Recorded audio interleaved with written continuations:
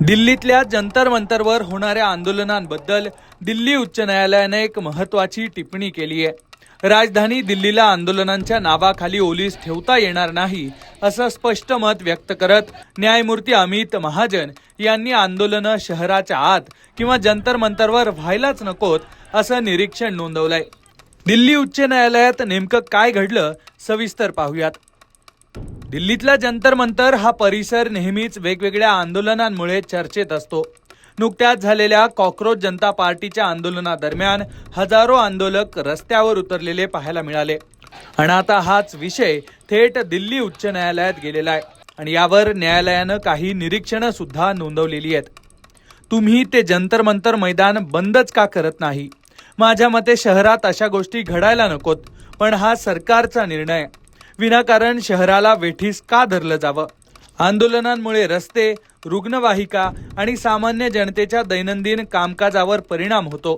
त्यामुळे राष्ट्रीय राजधानीला अशा प्रकारे ओलीस ठेवता येणार नाही असं निरीक्षण दिल्ली उच्च न्यायालयाचे न्यायमूर्ती अमित महाजन यांनी नोंदवलंय।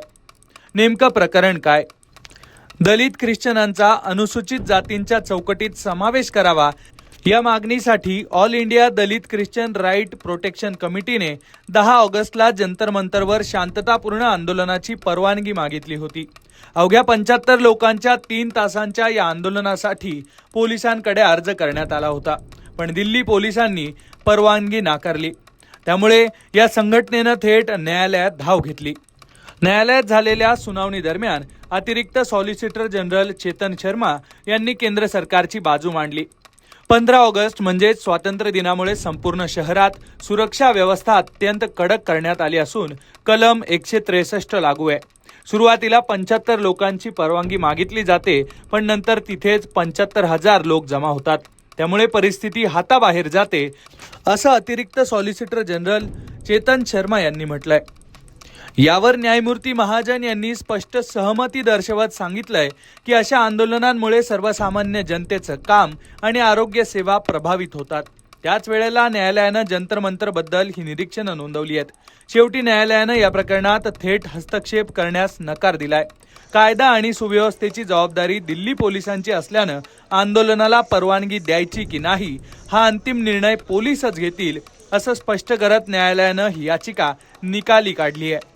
न्यायालयाच्या या रोखठोक टिप्पणीमुळे आता आंदोलनांचं केंद्र असलेल्या जंतर मंतरवरच्या भविष्यावर चर्चा सुरू झालेली आहे। एकूणच लोकशाहीचं सर्वोच्च सभागृह असलेल्या संसदेजवळ असलेलं जंतर मंतर हे मैदान नेहमीच आंदोलनांचं केंद्र राहिलेलं आहे। आपल्या मागण्या, हक्क आणि अन्यायाविरोधात सरकारचं लक्ष वेधण्यासाठी नागरिक आणि वेगवेगळ्या पक्ष संघटनांसाठी हे मैदान नेहमीच महत्त्वाचं राहिलेलं आहे। वेगवेगळ्या चळवळी, सत्याग्रह आणि ऐतिहासिक उपोषणांचा साक्षीदार राहिलेलं हे ठिकाण भारतातील लोकशाहीच्या अभिव्यक्ती स्वातंत्र्याचं प्रतीक आणि आंदोलनांचं केंद्र मानलं जातं। त्यामुळे उच्च न्यायालयानं केलेल्या या टिप्पणीची सध्या मोठी चर्चा सुरू आहे। या सगळ्या घडामोडींबद्दल तुम्हाला नेमकं काय वाटतंय ते कमेंट बॉक्समध्ये नक्की लिहा आणि अशाच घडामोडी जाणून घेण्यासाठी लोकमत पाहत रहा।